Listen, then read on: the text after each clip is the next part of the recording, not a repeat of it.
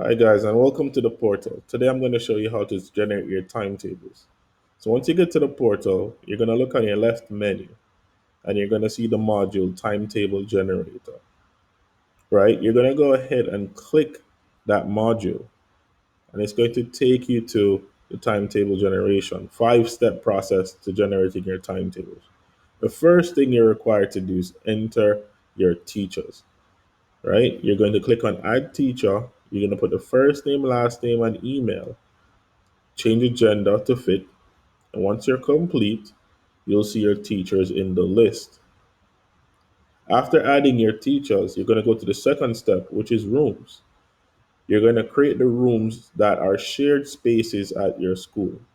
So things like a computer lab, things like a music room, those are places that are shared, library, etc.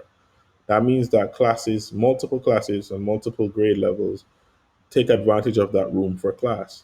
So, for example, if grade one is taking computer class at 8, grade two cannot take computer class at 8 because there will be a clash.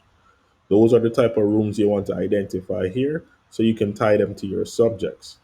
So, let's move on to step three, which is creating your subjects. I'm going to go ahead and show you how to do that. So, in creating a subject, you can do it in bulk format.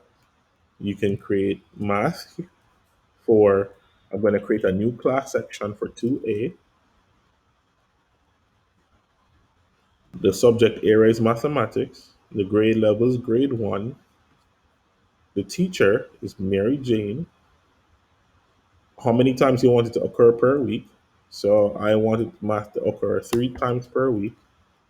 The time of the day, I want math to happen at any time, but you could change that to morning or afternoon, depending on when you want math to happen, right? And then if there's a room that is tied to math, you can select it here. Since math is in the homeroom and it's only for that grade and that class, I'm not going to select a room, right? Once you're finished, you hit save. Right now, we can see that there's two subjects created so far: math for class section 1A, and math for class section 2A, right? And likewise, you'll create math for class section 1B and math for class section 2B, depending on how your school structure is, right? After you're finished with your subjects, you're going to go over to your time slots. And here you'll be able to look at all your time slots that you've generated. Now, for me, I would use the generate default option to give us a lot of hours, already baked in. Or you could create the slots independently. So I could create period two here.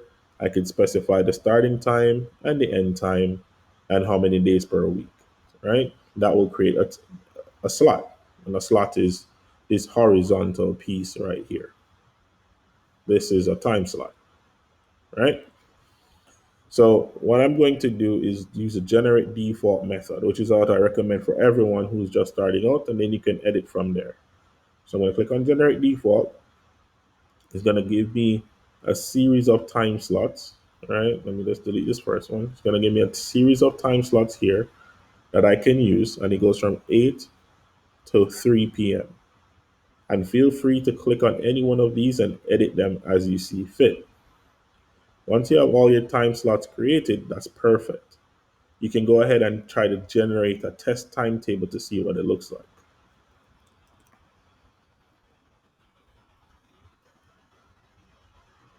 And that's it. Voila. You have a timetable.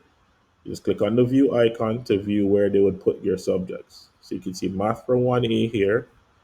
I can then go ahead and change my class section to 2A.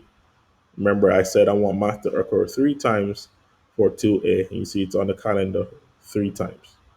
And I did specify I want it to be anytime. So it's not forcing either morning or afternoon, right? You can also filter by teacher, where I can look at the schedule for John Brown, and I can also look at the schedule for Mary Jane. All right. And that's how easy it is to generate a timetable using the Smart Term platform. Thank you guys.